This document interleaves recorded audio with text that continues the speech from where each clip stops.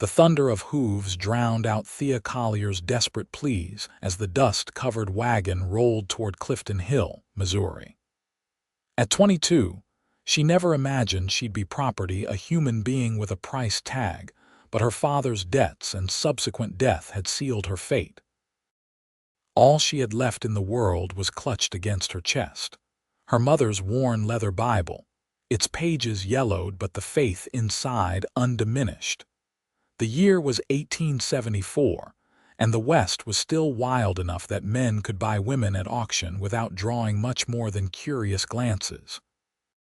The spring air carried the scent of wildflowers and gunpowder as Thea's captors guided their wagon into the bustling frontier town. Buildings of rough-hewn timber and weather-beaten storefronts lined the main street, where cowboys and merchants mingled in the afternoon sun. "Don't try running again," growled Silas Murphy, the debt collector who had seized her as payment. His meaty hand gripped her shoulder through the threadbare fabric of her dress. "Your daddy owed me more than you'll fetch, but something's better than nothing." Thea's eyes remained downcast, her fingers tracing the embossed cross on the Bible's cover. "My father never would have agreed to this," she whispered. Murphy snorted. "Your father agreed to pay his debts. He failed. Now you're paying." He jerked his thumb toward the center of town. "You'll stand on that platform and pray somebody wants a pretty girl with nothing but a Bible to her name." The wagon stopped in front of the saloon, where a makeshift auction stage had been erected. A small crowd had already gathered, men with hard faces and harder eyes, appraising her like livestock. Thea clutched the Bible tighter, feeling the familiar leather against her palms, remembering her mother's hands holding the same book as she read passages by candlelight. "Lord, give me strength," she murmured. Murphy dragged her from the wagon. "Time to settle accounts, Miss Collier." As Thea stumbled toward the platform, a tall figure leaned against a hitching post, watching the proceedings with narrowed eyes. Ethan Jacobson had come to Clifton Hill 3 years ago after the war, building a modest cattle ranch 10 miles outside of town. At 30, he'd seen enough of mankind's cruelty to recognize it instantly, and what he witnessed now made his jaw clench beneath his sun-bronzed face. "That Murphy's selling another poor soul?" asked Sam Wilson, the local blacksmith who'd stopped beside Ethan. Ethan nodded, adjusting his worn leather hat. "Seems that way. Know anything about her? Heard she's Thomas Collier's daughter from over in Springfield. He died owing money to half the territory." Sam shook his head. "Shame what's happening to women out here." Ethan watched as Thea was pushed onto the platform, her knuckles white around the Bible she refused to relinquish. Something in her postured dignity despite desperation struck him. He'd seen that same quiet strength in his mother before consumption took her 5 years ago. Murphy climbed onto the platform beside Thea, his voice booming across the gathering. "Gentlemen of Clifton Hill, today I offer you a rare opportunity. This here is Miss Thea Collier, 22 years old, healthy and educated, can read and write, knows household duties, a fine investment for any man wanting a wife or housekeeper." Catcalls erupted from the crowd. One miner shouted, "Make her drop that book so we can see what we're buying." Murphy reached for the Bible, but Thea jerked away, clutching it to her chest. "It's all I have left of my mother," she said, her voice carrying despite its softness. "I won't let it go." "Stubborn girl," Murphy muttered, then turned back to the crowd. "Starting bid is $50. 25, someone called. 30, came another voice. Ethan felt disgust rising in his throat. Human auctions weren't uncommon in the territories, especially for debt settlement, but they ran against everything he believed. He'd fought in the war partly because he couldn't abide slavery in any form. This wasn't much different. $40, shouted a burly man Ethan recognized as Pete Donnelly, owner of the mining camp outside town. Donnelly was known for working his people to death and worse when it came to women. 45, countered another voice. 50. Donnelly raised his hand again, a predatory smile splitting his bearded face. Thea's eyes darted desperately across the crowd, seeking any sympathetic face. For a moment, her gaze locked with Ethan's, and he saw not just fear but fierce determination. She wasn't broken, not yet. Going once for $50, Murphy announced, clearly disappointed at the low price. $100, Ethan called, surprising even himself. The crowd parted as he stepped forward. Murphy's eyebrows shot up. Well now, that's more like it. $100 from Mr. Jacobson. $125, Donnelly countered, scowling at Ethan. Ethan kept his expression neutral. $200. A murmur rippled through the crowd. That was a substantial sum for a debt settlement auction. Donnelly spat on the ground. You want her that bad, Cowboy? $250.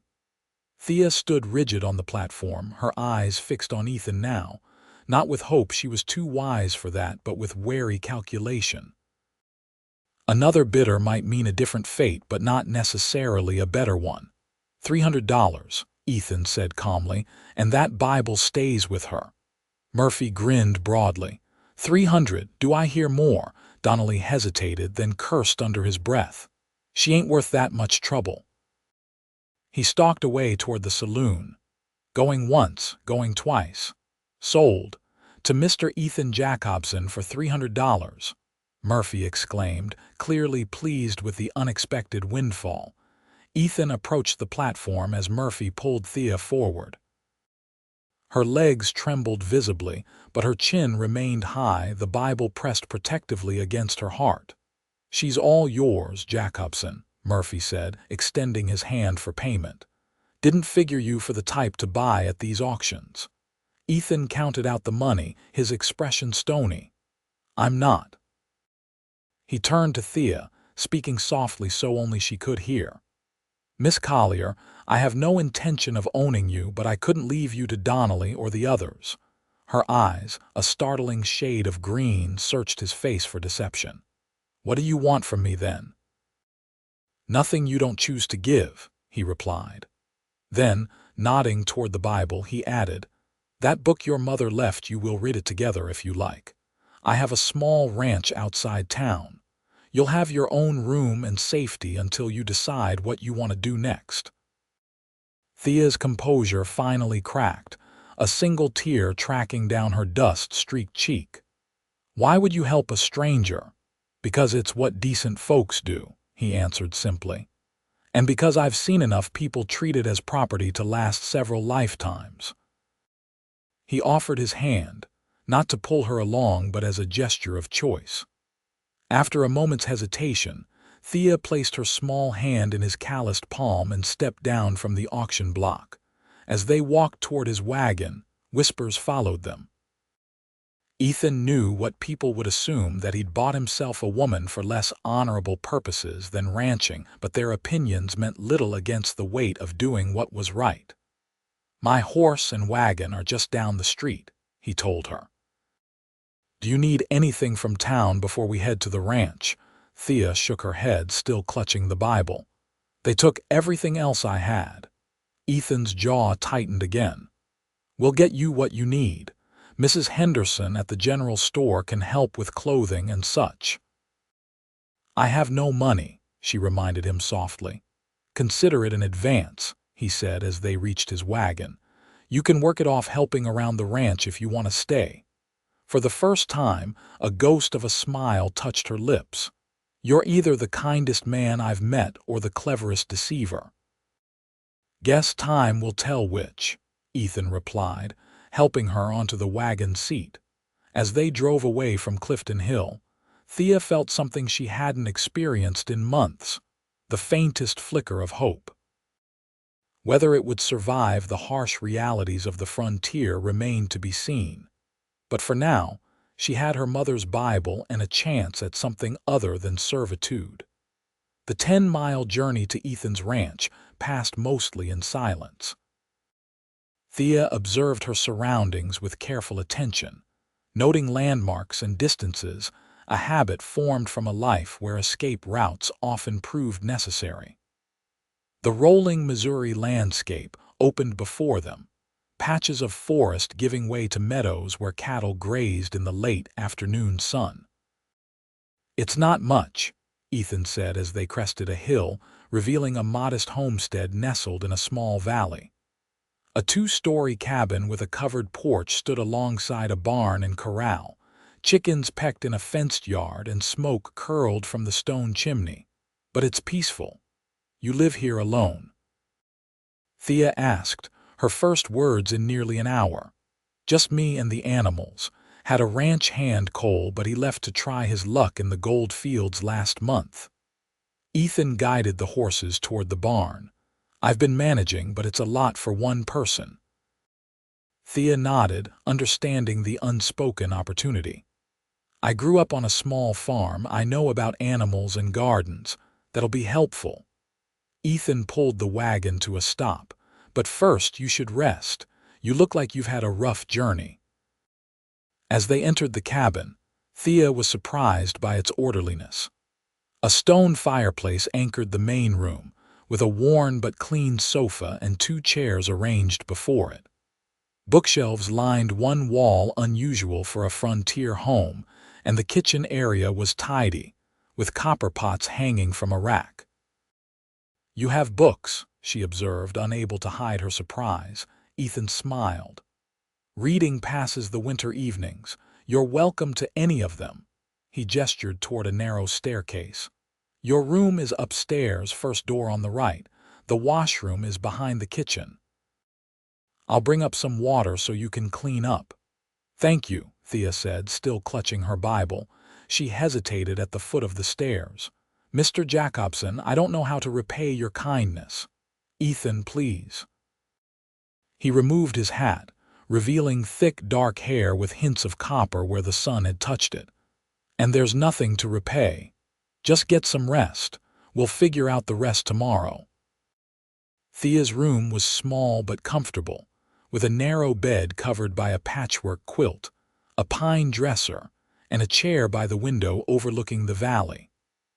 After Ethan brought warm water and left her alone, she finally allowed herself to collapse onto the bed, the Bible still pressed against her chest. "Oh, Mama," she whispered, opening the cover to trace her mother's name written inside. "What am I to do now?" She turned to a familiar passage, Psalm 23, reading the words that had comforted her mother during her final illness 4 years ago. "The Lord is my shepherd, I shall not want. Though I walk through the valley of the shadow of death, I will fear no evil." When Ethan called her for supper an hour later, Thea had washed away the dust of travel and changed into a simple dress she found in the dresser, likely belonging to Ethan's mother or sister, she guessed. The Bible remained tucked in her pocket, a constant talisman. Downstairs, she found a simple meal of stew, bread, and coffee waiting. Ethan stood when she entered, gesturing to the table. "I'm no great cook," he admitted, "but it'll fill your stomach." "It smells wonderful," Thea replied honestly, realizing how hungry she was. After he pulled out her chair, she asked, "May I say grace?" Ethan nodded, sitting across from her. "Please." Thea bowed her head and offered a short prayer of thanksgiving, including gratitude for safety and shelter. When she finished, she noticed Ethan watching her with an expression she couldn't quite read. "Your faith is important to you," he observed. She nodded, serving herself some stew. "It was everything to my mother. When she died, this Bible was all I had left of her, my father." She paused. "He changed after her passing, started drinking, gambling. The debts piled up." "I'm sorry," Ethan said. "Losing family leaves holes that never quite fill." "You've lost people too," she said. "It wasn't a question," he nodded. "Parents, a brother in the war, that's partly why I came west." Too many ghosts back east. They ate in comfortable silence for a while, the barriers between them easing slightly with shared food and quiet understanding. "Tomorrow I'll show you around the ranch," Ethan said eventually. but only if you're feeling up to it. You're free to leave anytime, Thea." "I meant what I said in town. I don't own you." "Where would I go?" she asked softly. "I have no family left, no money.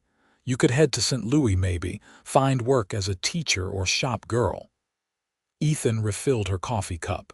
"But there's no rush to decide. You're welcome here as long as you need." That night, lying in a real bed for the first time in weeks, Thea tried to make sense of her situation. Ethan Jacobson was an enigma, a cowboy with a library, a solitary man who spent a small fortune to rescue a stranger. She didn't fully trust his motives yet, but the alternative had been too terrible to contemplate. "Guide me, Lord," she whispered into the darkness, her hand resting on the Bible beside her pillow. "Show me the path forward." Morning arrived with golden light streaming through the east-facing window. Thea woke to the sounds of a working ranch, chickens clucking, cattle lowing in the distance, the rhythmic chopping of wood.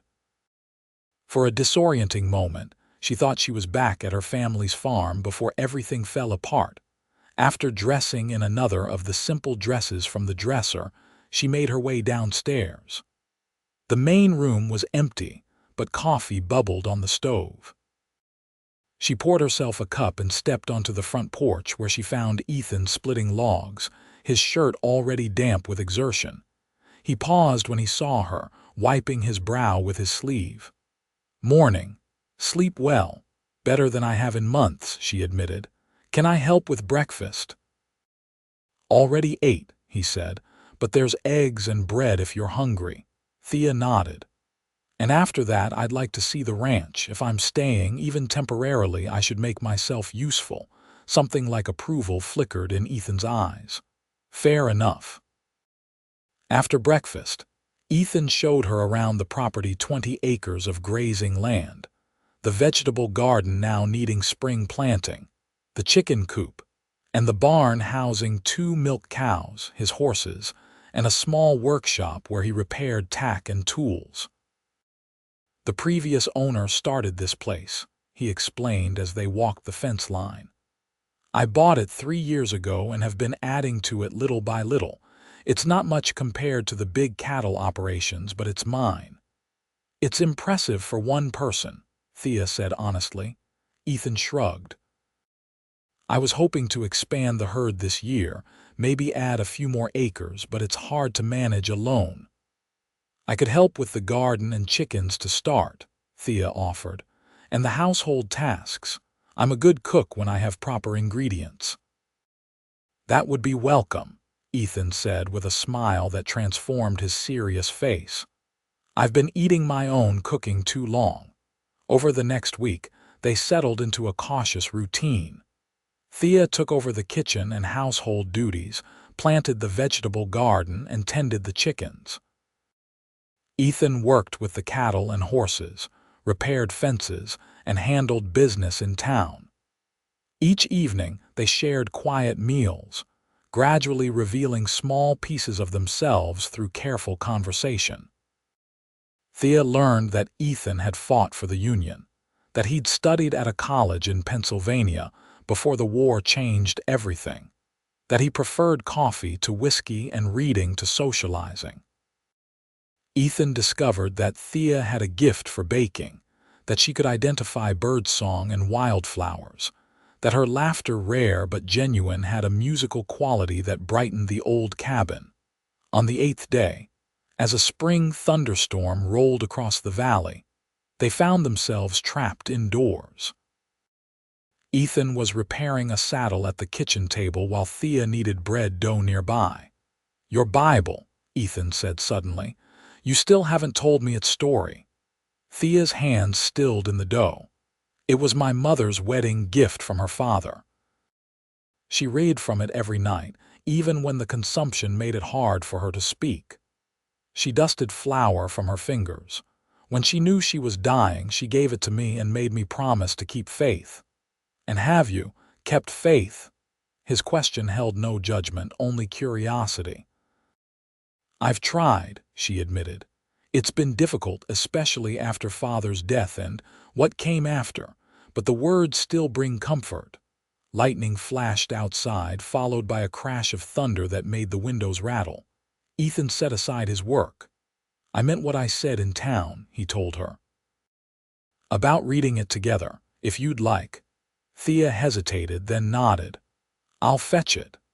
When she returned with the Bible, Ethan had moved to the sofa before the fireplace, where flames danced against the gloom of the storm. She sat beside him, careful to maintain proper distance, and opened to the book of Ruth. This was one of Mama's favorites, she explained. About a woman who loses everything but finds a new life through loyalty and courage. Ethan listened as she read the ancient story of loss and redemption, his expression thoughtful.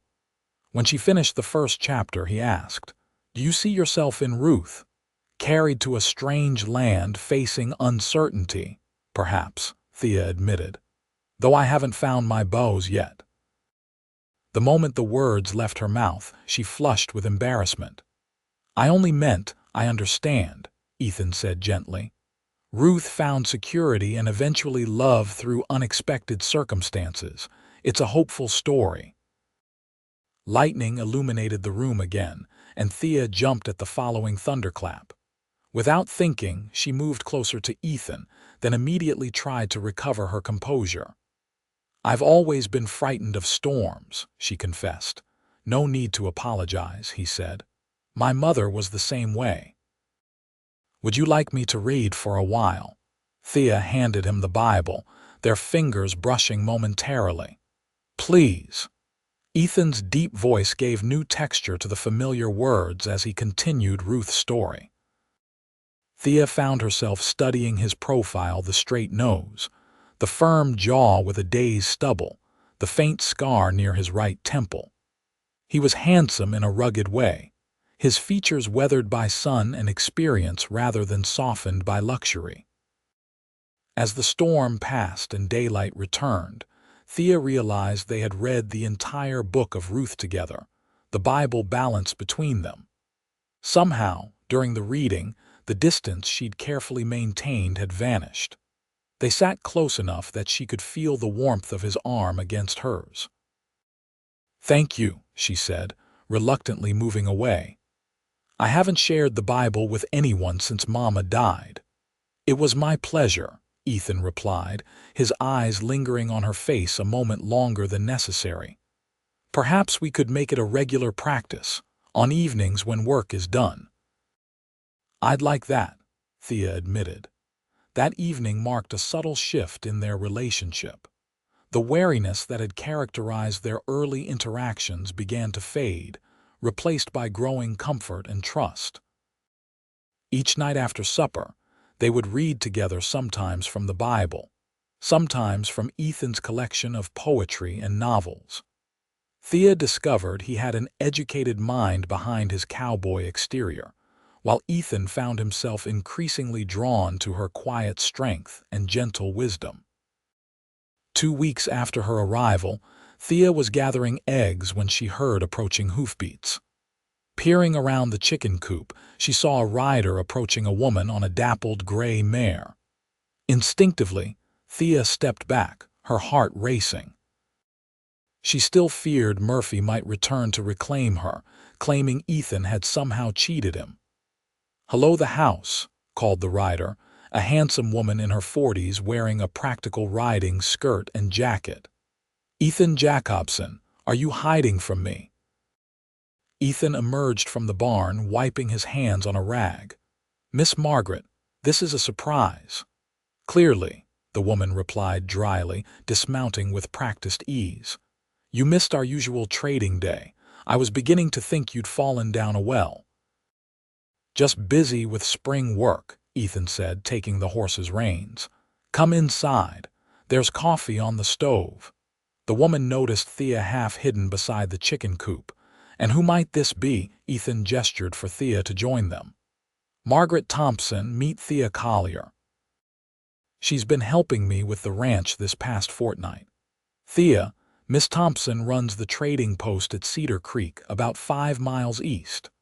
Margaret's shrewd eyes assessed Thea from head to toe, taking in the borrowed dress and wary expression.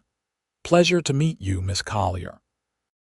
Glad to see Ethan finally got some sense and found help. She turned back to Ethan. "Though you might have mentioned it when you were in town last week. Didn't seem like anyone's business but ours," Ethan replied evenly. Inside, over coffee and Thea's fresh-baked biscuits, Margaret revealed the true purpose of her visit. "Rumors are flying, Ethan. Half the county's talking about how you bought yourself a woman at auction." Thea's cup clattered against its saucer. Ethan's expression hardened. "That's not what happened," he said firmly. "I know that," Margaret replied, "because I know you, but others are spinning quite different tales." She turned to Thea. "No offense intended, Miss Collier. I'm just delivering the warning as a friend." "What exactly are they saying?" Thea asked, her voice steady despite her internal turmoil. Margaret sighed. "The usual ugliness, that Ethan bought you for improper purposes, that you're not really working as his housekeeper but as his." She trailed off delicately. "His mistress," Thea finished flatly. "People always want the worst explanation," Ethan muttered. "Let them talk. We know the truth." "It's not that simple," Margaret countered. "Reputation matters out here, especially for a young woman." She studied Thea again. "What's your story, if you don't mind my asking?" "How did you end up on an auction block?" Briefly, Thea explained her father's debts, his death, and Murphy's seizure of her as payment. Margaret listened with growing indignation. "That's illegal. A person can't be sold for another's debts, not since the war ended." "Try telling that to frontier debt collectors," Ethan said grimly. Margaret shook her head. "Nevertheless, your current arrangement is fodder for gossip. If you're staying, Miss Collier, you need protection beyond Ethan's word." "What do you suggest?" Thea asked. "Either find employment elsewhere, I could use help at the trading post myself, or—" Margaret hesitated, glancing between them. "Well, legitimize your presence here." The implication hung in the air. Ethan stood abruptly, walking to the window. "That's not. We haven't." Thea fumbled for words, heat rising in her cheeks. Margaret patted her hand. "I'm not judging, dear, just being practical. A marriage of convenience isn't uncommon out here, and it would silence the worst of the talk." "We barely know each other," Ethan said, his back still turned. "Then perhaps Miss Collier should consider my job offer instead," Margaret replied calmly. "Either way, a decision should be made before the gossip hardens into accepted truth." After Margaret departed, an uncomfortable silence fell between Thea and Ethan. They moved through their evening chores with minimal conversation, each lost in private thoughts. When supper was ready, they sat across from each other, the usual comfortable atmosphere replaced by tension. "I could leave," Thea finally said. "Accept Miss Thompson's offer." Ethan looked up sharply. "Is that what you want?" "I don't know what I want," she admitted. "I'm grateful for your help, for everything you've done, but I don't want to damage your reputation or become a burden." "You're not a burden," he said firmly. "The ranch has run smoother these past weeks than it has in months, and as for reputation," he sighed. "Margaret is right that people talk, but I've never much cared for their opinions." "But I care about yours," Thea said softly, "and I won't have people thinking that I took advantage of your situation." Ethan's expression was unreadable. "Is that what concerns you?" "Partly," she acknowledged. "And also that I might never escape being seen as property, first my father's, then Murphy's, now supposedly yours." Ethan was quiet for a long moment. "I understand. Whatever you decide, I'll support it. But know that you have a place here for as long as you want it, regardless of what anyone thinks." That night, Thea lay awake long after the house grew quiet, weighing her options. Margaret's job offer promised independence, but would mean leaving the ranch that had become a sanctuary. Staying meant facing gossip and potential scandal. And the third option, a marriage of convenience, seemed both practical and terrifying. The truth she couldn't quite admit to herself was that her feelings for Ethan had grown beyond gratitude or friendship. Their evening readings, their shared meals and work, his unfailing respect for her boundaries, all had combined to create something deeper. But did he feel anything similar? And even if he did, was a marriage founded on necessity rather than declared love worth considering? Morning brought no clarity, just the routine of chores and meals. They worked side by side repairing a section of garden fence. The silence between them now weighted with unspoken possibilities. "I've been thinking about what Margaret said," Ethan finally ventured as they drove fence posts into the spring-softened earth. Thea kept her eyes on her work. "So have I. I don't want you to leave," he said simply. "The ranch is better with you here. I'm better with you here." She looked up then, searching his face. "Ethan, let me finish," he said gently. "I know this isn't what you planned for your life. You deserve choice and freedom, not another arrangement made out of necessity. If you want to accept Margaret's offer, I'll drive you there myself. But if you're considering staying—" He set down his mallet and took a deep breath. Margaret suggested marriage as a practical solution, and maybe that's how it would start. But I want you to know that my feelings for you have become more than practical. I'm not asking for anything you're not ready to give, just the chance to build something real over time." Thea's heart hammered in her chest. "Are you proposing?" "Inelegantly, it seems," he replied with a self-deprecating smile. "I'm saying that a marriage between us wouldn't just be for appearances, at least not for me. I care for you, Thea, more than I expected to care for anyone again." She set aside her tools and stood facing him, suddenly aware of how much her world had changed in just a few short weeks. "When Murphy put me on that auction block, I prayed for deliverance, not for—" She gestured between them, "not for this possibility." "Is it a terrible possibility?" Ethan asked quietly. "No," she admitted. "That's what scares me. I've come to care for you too, but I'm afraid of rushing into something because it seems like the only option." Ethan nodded, understanding in his eyes. "Then don't answer now. Think about it.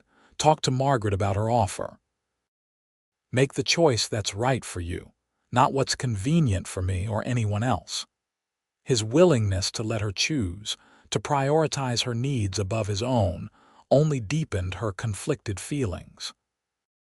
That evening they read from the Bible as usual, but selected different passages: Proverbs on wisdom and patience, Ecclesiastes on timing and seasons. The following day, Ethan drove Thea to Cedar Creek to speak with Margaret about the trading post position. The small settlement consisted of little more than the trading post, a blacksmith shop, and a handful of cabins clustered near a creek crossing. "I meant what I said," Margaret told Thea as she showed her the small room behind the store that would be hers if she took the job. "I could use the help and you'd be under my protection. No one would bother you here." "And the pay?" Thea asked practically. "Room and board plus $2 a week," Margaret replied. "Not a fortune, but you could save something, maybe enough to head east eventually if that's what you want." It was a fair offer, better than many women could expect. As Margaret showed her around the trading post, explaining the work, Thea tried to imagine herself there, living in the cramped back room, serving customers, building a modest independence day by day. "Take a few minutes to think," Margaret said, leaving Thea alone in the room. "Ethan's waiting outside. I'll go speak with him." Thea sat on the narrow bed, running her fingers over the rough quilt. The room was clean but Spartan, nothing like the comfortable bedroom at Ethan's ranch with its view of the valley. More importantly, nothing like the home she'd begun to feel part of, with shared meals and readings by the fire.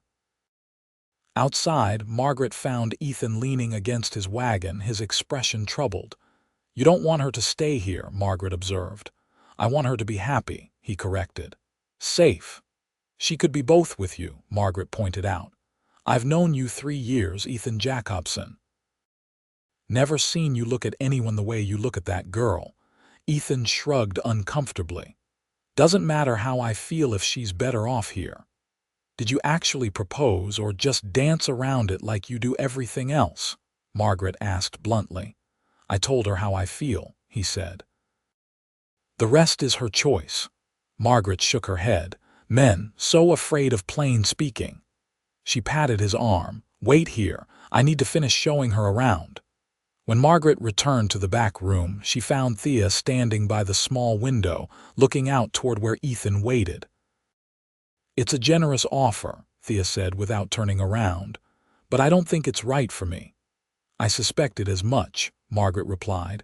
"Your heart's already made its choice, hasn't it?" Thea turned, a hint of color in her cheeks. "Is it that obvious?" "Only to anyone with eyes," Margaret said dryly. "The question is whether you'll act on it or let fear make your decisions." "It's not just fear," Thea protested. Everything happened so fast. 6 weeks ago, I was facing an auction block with nothing but Mama's Bible. Now I'm considering marriage to a man I've only known 3 weeks. Life moves differently out here," Margaret said. "People make choices quickly because tomorrow isn't guaranteed. The important question isn't how long you've known him, but what you know about him." Thea considered this, her fingers automatically seeking the Bible in her pocket. "I know he's kind, honorable, that he respects my choices and never makes me feel like property, that he listens when I speak and values what I say." "Sounds like a solid foundation to me," Margaret observed. "Better than most marriages start with." When they emerged from the trading post, Ethan straightened, his eyes immediately finding Thea's. Something in her expression must have given her decision away, because tension visibly left his shoulders. "I'll be seeing you both at church on Sunday then?" Margaret asked with a knowing smile. "We'll be there," Thea confirmed, accepting Ethan's hand as he helped her into the wagon. As they drove away from Cedar Creek, Thea finally voiced her decision. "I want to stay at the ranch, with you." Ethan's hands tightened on the reins. "As my wife?" "Yes," she said softly, "if you'll still have me." He pulled the wagon to a stop in a meadow bright with spring wildflowers. "I need to do this properly." Setting the brake, he moved to help her down, then surprised her by dropping to one knee in the grass. "Thea Collier, I know our beginning was unusual, but I believe God brought you into my life for a reason. These weeks with you have shown me what my home was missing, not just a housekeeper, but a partner. Someone to share books and conversation with, someone who makes the quiet peaceful instead of lonely." He took her hands in his. "I'm asking you to be my wife, not from necessity, but because I've grown to love you. I promise to honor and protect you, to respect your choices, and to read your mother's Bible with you for as many years as we're given." Tears blurred Thea's vision as she looked down at this man, who had rescued her from auction, only to find himself captivated by her. "I never expected to find love after everything that happened," she whispered. "But you've shown me that sometimes the darkest moments lead to unexpected light. Yes, Ethan Jacobson, I'll marry you." He rose and, with gentle reverence, kissed her for the first time, a tender promise sealed in a meadow warmed by spring sunshine. They were married the following Sunday in Clifton Hill's small church, with Margaret Thompson and Reverend Phillips as witnesses. Thea wore a simple blue dress that Margaret had helped her select from the mercantile, and carried her mother's Bible instead of flowers. Ethan, clean-shaven and wearing his best shirt, couldn't take his eyes off his bride as they spoke their vows. "By the power vested in me," Reverend Phillips concluded, "I now pronounce you husband and wife. You may kiss your bride." Their second kiss, witnessed by God and their small congregation, sealed a covenant that had begun on an auction block with a simple act of compassion. The townsfolk's reactions were mixed. Some offered genuine congratulations. Others whispered behind their hands about the hasty marriage. Pete Donnelly, drinking at the saloon across from the church, watched with narrow eyes as the newlyweds emerged into the sunshine. "Jacobson got himself a bargain," he muttered to his companion. "300 for a pretty wife. Should have bid higher myself." Murphy, passing through town on business, saw the wedding party and scowled. "Didn't figure her for clever enough to land herself a rancher," he commented to the barkeep. "Must be more calculating than she seemed." But Ethan and Thea paid little attention to the gossip as they drove home to the ranch, now truly their home, shared in name and heart. That evening they sat together on the porch swing Ethan had built as a wedding gift, watching the sunset paint the valley in gold and crimson. "I've been thinking," Ethan said, his arm around her shoulders. "We should give your mother's Bible a proper place, maybe a special shelf by the fireplace." "I'd like that," Thea agreed, leaning against him. "And maybe someday we'll read from it to our children." Ethan's arm tightened around her. "I'd like that very much." Their life together unfolded season by season, each day adding new threads to the tapestry of their shared existence. Spring brought the planting of crops and the birth of calves. Ethan expanded the vegetable garden to accommodate Thea's love of growing things, and she transformed the cabin into a true home, adding curtains and cushions, arranging his books more systematically, and filling the rooms with wildflowers. Summer arrived with long, hot days of haying and cattle work. Thea proved herself a capable ranch partner, learning to ride and help with the livestock.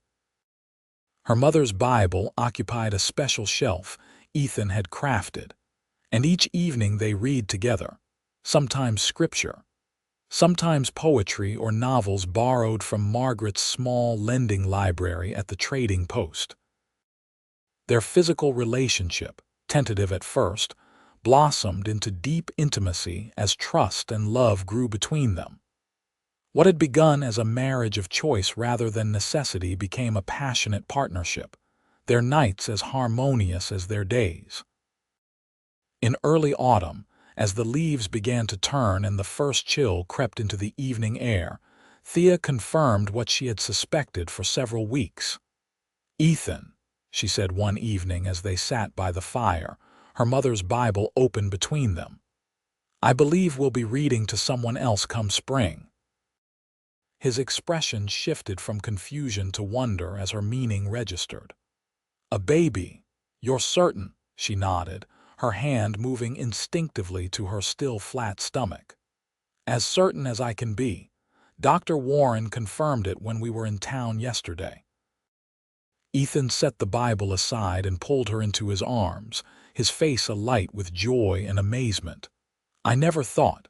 After losing everyone, I never expected to have a family again." "Nor did I," Thea confessed. "When I stood on that auction block clutching Mama's Bible, I couldn't imagine a future beyond survival. Now here we are, creating a new life together." Winter descended on the Missouri hills, wrapping the ranch in snow and silence. The cattle huddled in sheltered valleys, and Ethan spent his days ensuring feed supplies and clearing paths between buildings. Inside their snug cabin, Thea sewed tiny garments and read aloud while her husband carved a cradle from cedar wood. As her pregnancy progressed, her thoughts often turned to her mother. "I wish she could see me now," she told Ethan one night as they lay together, his hand resting protectively over their growing child.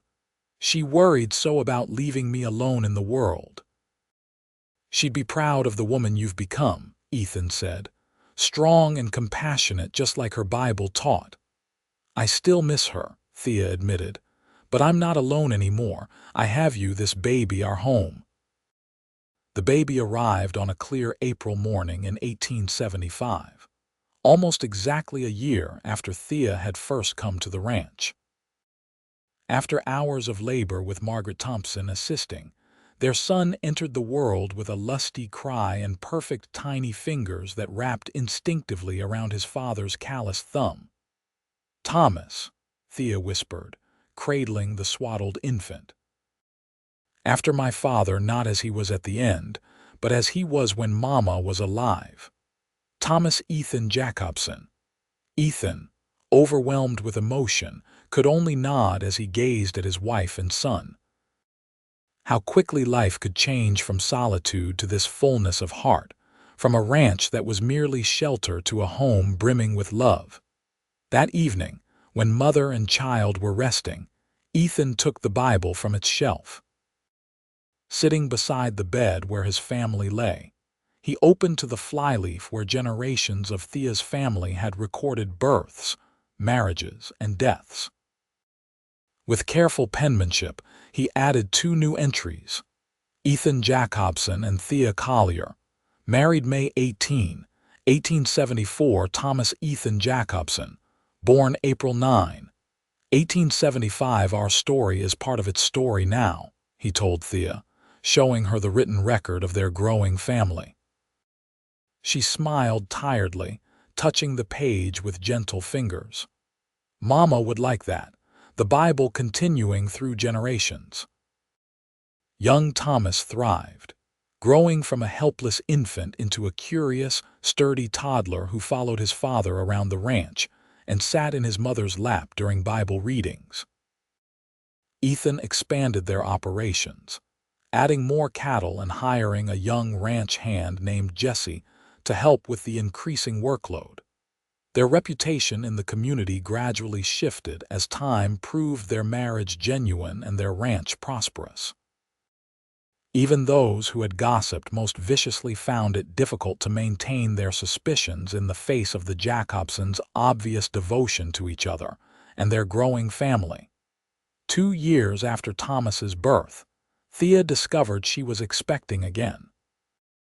This pregnancy proved more difficult than the first, with bouts of weakness that worried Ethan deeply. "Perhaps we should go to St. Louis," he suggested as winter approached. "Find a proper doctor, better care." But Thea shook her head. "Our life is here. This baby will be born at home, like Thomas." On a stormy January night in 1877, their daughter arrived after a long, difficult labor that left Thea pale and weak. Margaret and the local midwife exchanged concerned glances as the bleeding continued longer than it should have. "Ethan," Thea whispered, cradling their tiny daughter against her chest. "If anything happens, nothing's happening except you getting stronger," he interrupted fiercely, kneeling beside the bed.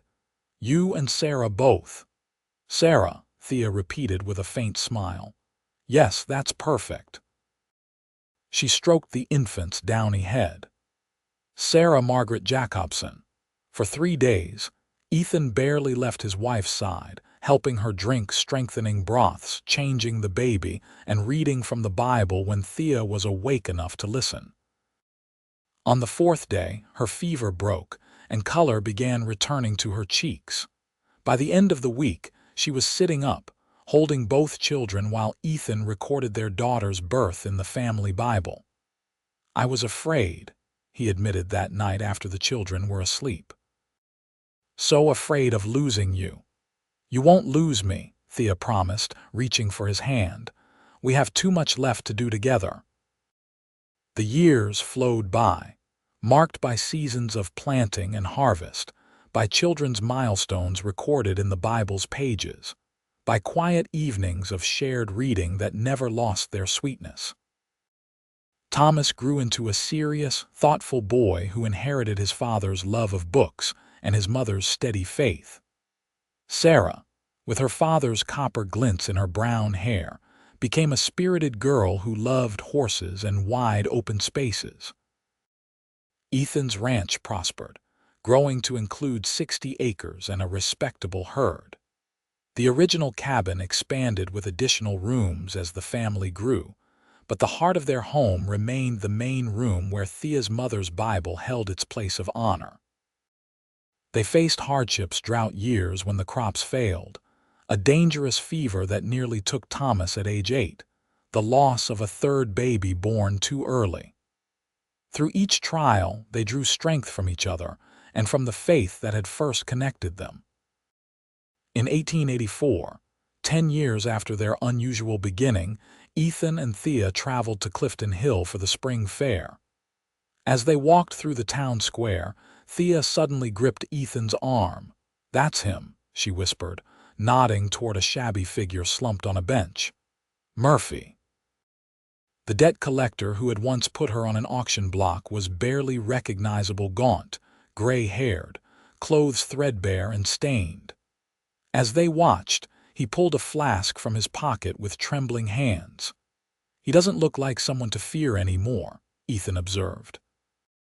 Thea hesitated, then pulled away from her husband's side. "I'll meet you at the mercantile," she said. "There's something I need to do." Before Ethan could protest, she crossed to where Murphy sat. The man looked up, confusion clouding his bloodshot eyes as he tried to place her face. "Miss Collier," he finally rasped, memory surfacing through the alcoholic haze. "Or I suppose it's Mrs. Jacobson now." "It is," she confirmed, standing straight and dignified before the man who had once treated her as property. "I saw you sitting here and wanted to say something." Murphy's laugh was a dry rattle. "Come to gloat, can't blame you. Look at you, respectable rancher's wife. Look at me dying of whiskey and bad decisions." "I didn't come to gloat," Thea said quietly. "I came to thank you." His roomy eyes widened. "Thank me for what?" "Putting you on an auction block, in a way," she replied. "If you hadn't, I might never have met my husband, never had my children, never found the life I was meant to have." She reached into her basket and withdrew a small loaf of bread wrapped in cloth. "This won't change anything between us, but no one should go hungry, no matter what they've done." Murphy stared at the offering, then at her face. "You're a strange woman, Mrs. Jacobson." "I'm a woman who found forgiveness more healing than bitterness," she replied, setting the bread beside him. "Good day, Mr. Murphy." She walked away with her head high, feeling a weight lift that she hadn't realized she still carried. Ethan was waiting at the corner, having watched the exchange from a distance. "You never cease to amaze me," he said, taking her arm. Most people would have crossed the street to avoid him. "The Bible tells us to forgive our enemies," Thea replied. "Besides, he has no power over me anymore, hasn't for a long time." That evening, back at their ranch with Thomas and Sarah tucked safely in bed, they sat on the porch swing that had become their favorite spot for quiet conversation. The valley stretched before them, moonlight silvering the fields where their cattle grazed. "It's been 10 years, Ethan observed, his arm around Thea's shoulders, "since that day in Clifton Hill. The day you said we'd read the Bible together," she remembered, leaning against him. "Best promise I ever made," he said, pressing a kiss to her temple. "Best promise you ever kept," she corrected with a smile. "Though there have been many." The night breeze carried the scent of spring blossoms as they rocked gently, contemplating their journey from that desperate auction to this peaceful moment. Inside the house, Thea's mother's Bible rested on its special shelf, its pages well-worn from daily use, its cover softened by countless loving hands. What had once been her last possession, clutched in desperation, had become the foundation stone of a family legacy built on faith, courage, and unexpected love. "What are you thinking about?" Ethan asked, noticing her thoughtful expression. "How lives can change in an instant," Thea replied. "How the worst moments can lead to the greatest joys." She turned to face him, her eyes reflecting moonlight and memories. "And how thankful I am that you were there that day, that you saw me as a person when others saw property." "I saw you," Ethan said simply, taking her hand. I still see you every day and love what I see more with each passing year." In the distance, a nighthawk called to its mate, the sound echoing across the peaceful valley. Somewhere in the barn, a horse nickered softly. Inside the house, their children slept safely beneath handmade quilts. All of it the land, the family, the love had grown from a single act of compassion and a promise to read together. "We should go in," Thea said eventually. "Tomorrow comes early." But neither moved immediately, reluctant to end this moment of reflection. 10 years had transformed them, both the solitary rancher and the desperate young woman, into something greater together than either could have become alone. Whatever challenges the future held, they would face them as they had faced the past, side by side, drawing strength from each other and from the ancient words that had first connected them. 10 more years, Ethan murmured. Then 10 more after that.